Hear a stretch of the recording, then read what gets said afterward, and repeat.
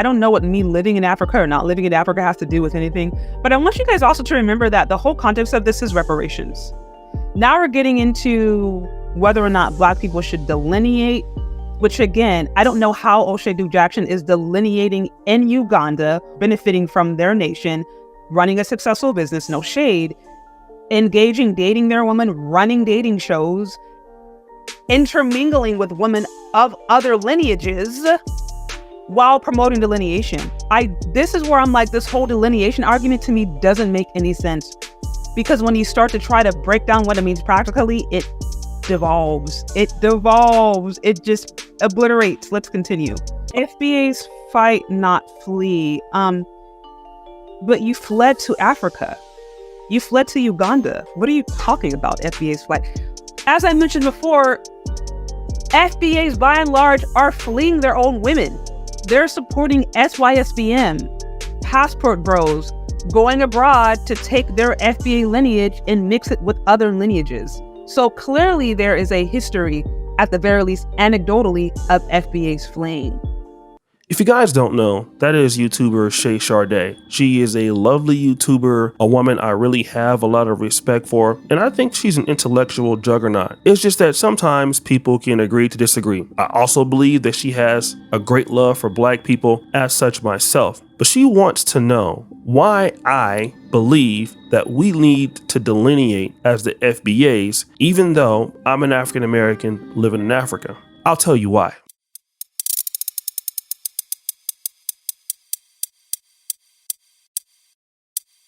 I came to Uganda in 2017. Prior to that, I was very pro-African American, like real hard body, before the term FBA or hashtag ADOS came out, because I had lived in Europe a little bit and I had some experience with some Africans in America, and I really wasn't having it. It wasn't until I met a good buddy of mine, Nee Adarabigbe, who was a lifesaver when I came to Poland. And he got me involved in the Nigerian Independence Day, and I became very involved in the African community. And between him and my good buddy Search for Uhuru, aka Dinus Samir, it made me want to take my first trip to Africa, which I traveled to Uganda back in 2017. First few days was rough, but man, I loved it. Never looked back. And ever since then, I've had a love affair with this continent and with its people.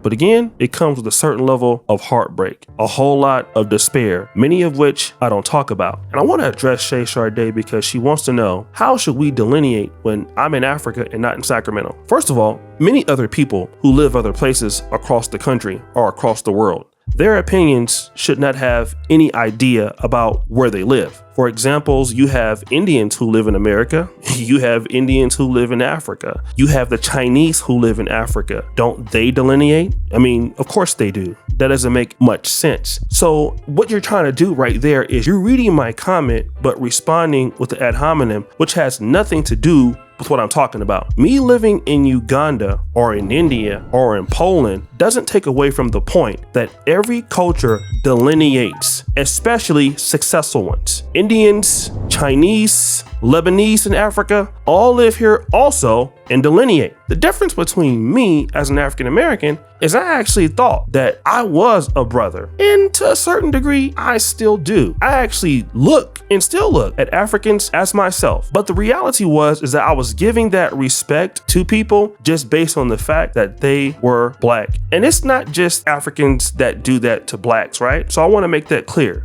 I was trying to get ingratiated into what it was to get back on the continent and how things can work. But then again, I found myself basically being a victim of what I'm talking about, which is delineation, which means that people were able to get me for what I knew and what I could offer while withholding what they could offer from me. And that is the issue there. I don't have a problem working with the Black world or working with the Black continent or working with Black people. I love Black people.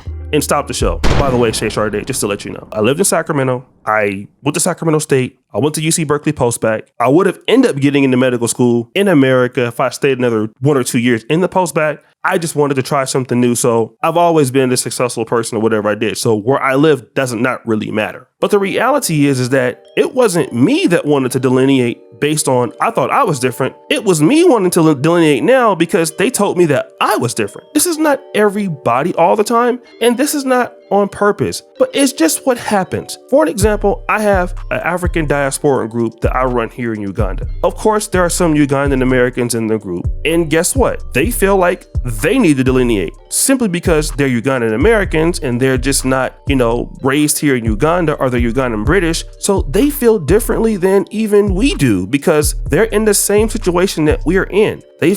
People here feel like they're not really Ugandan or they're not really African like them. So again, they feel more comfortable or more closer sometimes to us. Then I've seen on the other hand where you have people who play both sides of the fence. They look at what they can get from the Ugandan community and not offering anything, then looking at what they can get from the African American community there. So again, it's a case by case basis, right? But let's just get to the point, Shardee. If you lived here, you would soon find out that just because you've been to Africa for a week or two, or just because you've been here for a month, you're gonna find out that it's much differently than what you actually feel. And people treat you so much differently when you're living on the continent of Africa.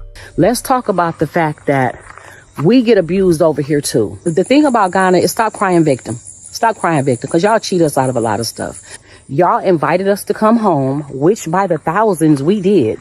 We came running to Ghana. People sold their homes, moved out of their apartments, sold everything. Some people packed up containers and moved over here just to get over here and realize this is not our home. Y'all call us foreigners. Ghanaians call us that. We didn't make that word up. We didn't start calling ourselves that. We don't know that that's what y'all call the white people and the Chinese because we're not around them. But we know that that's what y'all call us. I ain't never heard the word before, Tabi, till I came to Ghana. And the reality is that as black people from America, what we tend to do is just start loving everybody because we're black. We do it in the black community also, especially with our voting. Look at the Democratic Party. Well, we're going to just vote for her because that person's black. How is you black not represent for the black woman? Like, I can understand white people vote for Trump or any other race. You know what I'm saying? I can understand other races vote for Trump because they on some real. I'm going to vote for Kamala strictly because she black. I don't even know her motherfucking policies. I'm not finna not vote for the black lady, though. I don't know what type of people y'all is. I'm voting for the black woman, kid. It shouldn't even be nothing to think about. But the reality is that when we're dealing with other groups in the black world, we have to force each other to give value. And that's the real reason why I'm talking about delineation. Pan-Africanism with delineation is the only feasible thing that works. Otherwise, people will use each other in the Pan-African world. It wouldn't matter if it's us towards them or them towards us or us towards Caribbeans or whatever else. Nobody wants to feel used, right? So delineation is a protection of your own group and your own identity in which you identify first. If I love and respect my own community the most, then it's easy for me to collaborate with someone else's community. Now, when I want to collaborate with someone else's community, then it's a good chance I'm going to treat them better. Now, that's the issue that I'm talking about, because when we try to become one Africa or one black world, we got to understand that the brothers and sisters in Africa don't grow up like that. That's how we see the world, or how we would love to see a world that doesn't exist. That's an idea. That's a theory. All right. And in theory, a lot of the things you talk about are correct, right? Like, we should not be, beefing in the black world, and we should look to give value to each other. Not that you've said that specifically, but you have hinted at such things, which I concur. I am not against you when I say that. However, like Mike Tyson says, everybody has a plan until they get hit in the mouth. And the reality is that a lot of times when Africans work with us or when we work with them, a lot of that real life stuff does get in the way and it goes out of the door. One group is not giving to the other group in exchange for the value that we say that we should have for one another on paper. And that is the problem right now in the black world. The real issue that FBA has with some of these other groups out there that come to America is that, listen, historically, we've been contributing to the Pan-African ideology or to other black immigrants coming into America. I believe that Martin Luther King signed the Immigrant Act of 1965, which helped black immigrants come into America. And what African Americans are saying is that, hey, listen, you guys don't really give the same respect back to us. And again, this is what Dr. Claude Anderson predicted a long time ago. Have an unending influx of immigrants into the country. And that's what Dr. Price is talking about. And nobody, no black politician, no black organization wants to deal with that issue. They will avoid it at all costs, even though in their hearts they know that's one of the biggest problems for black folk. We anticipate in the next 10 to 12 years, approximately 86 million Hispanics coming into the United States and 41 million Asians. You have been the majority minority for 400 years in this country. You have been the number 2 population for 400 years. You're going to get kicked out of being number 2. You're going to go down and become number 4. Now, common sense, even a 3rd grade education would tell you, if you didn't get anything when you were number 2,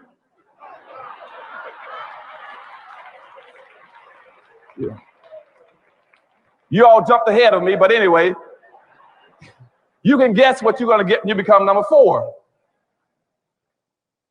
And the worst part about it is as you descend and go down to number 4, those other groups are going to go up. And as they go past you, you're going to have major racial clashes in this country. You're going to have fights all over this country between blacks and Hispanics, blacks and Asians, blacks and poor whites. And black folk cannot fight all these groups. Everybody can not always be against black folk.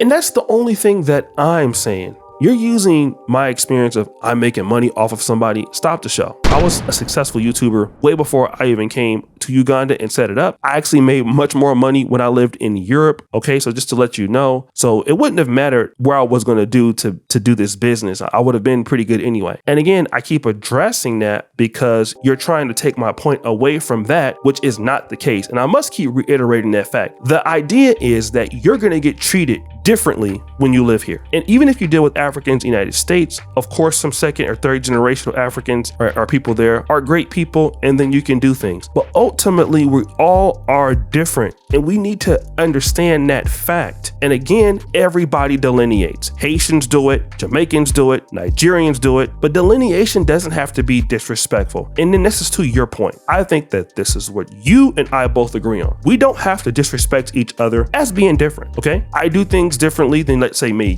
Let's assume that you were someone different than me, although we're both FBA, I believe, or African American. But let's just say, for an example, if you were Nigerian and I was Ghanaian or I was someone else, we don't have to be enemies or be disrespectful, which I can understand that some of this online stuff gets out of hand. I'm with you. I think that some of that back and forth banter is childish. I get it. I don't participate in that. I'm only going to stay now on the intellectual side of things as much as I possibly can. But take it from a brother who lives here, okay? I'm not talking about this on a Twitter space. I'm not talking about this on a Yahoo chat room. I live this life. So I have a lot of experience. I live here. I dedicated my life to what is known, or what you guys would consider, Pan-Africanism. None of you guys have moved here because of how much you love Pan-Africanism or how much it drove you to be in a place that you wanted to see change and bring people together. People have moved to Uganda because of O'Shea Duke Jackson and the King Ghana YouTube channel and the things that we've done. I've interviewed hundreds of people on podcasts and trying to build this community up for us to work together. But again, it's only going to work if there is respect on both sides. And if we don't force people as a community to respect us and make them give us something in return, we're going to always have these problems. I can tell you, I live in Uganda. There is a delineation factor that's so strong that as a Black American, you have to give a lot to this country for them to let you in. You have to prove yourself. And I don't have an issue with that. I'm still proving myself every day. The question is, why don't they have to prove themselves to us? Why is it that when it comes to us being here, we have so many loops or things to jump over? It's not easy finding out how to do something in Africa or most African countries. You don't get a whole lot of help, Shardee. And I don't know if you understand that because you've never really lived here before. And you don't understand the trials and tribulations that many of the people that are trying to come back to the continent from the diaspora are actually facing. But we get to see that Pan-Africanism or lack thereof in effect, okay? It's not there. It's there in theory. It's there somewhere on a piece of paper, but it's not there in activity or action. And that's the issue here. And again, I find myself and other Black people, other African Americans, whether in Ghana, whether in Tanzania, many have told their story to me on my podcast. I visit them in their homes, and it's us always giving to others. And then at the same time, what about what do they give? That's the situation that we're talking about here. And that's the fundamental issue that we're dealing with. Not, will you live in Africa? Stop the show. I still pay taxes in America, okay?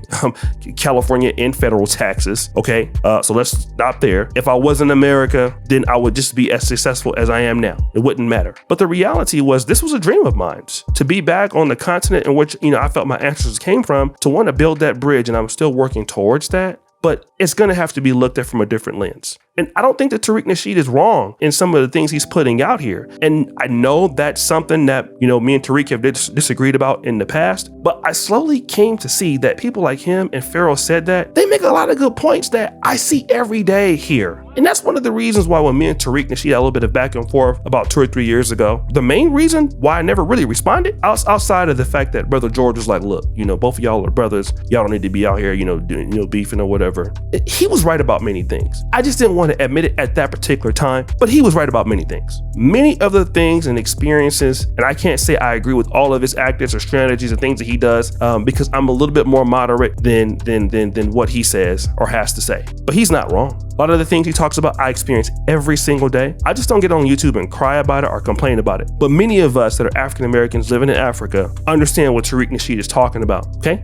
So that's the situation. With that being said, though, I still want to say I love the continent. I love Africa. I love Uganda. Not everything is always going to be easy. And we have a lot to do and a lot of work to contribute in the Black world. But again, we have to give value to each other. And that's a problem in the Black world, okay? We have certain groups that just want to, it doesn't matter what it is, accept and not give anything back. And that's largely how many people in the African American community feel. It's not just me, and I'm living this. So guys, what do you think? It's your boy, O'Shea Duke Jackson, back at it again with another episode of The Celebrity Junk. I appreciate you for all that you do. Subscribe to the bell. We're out.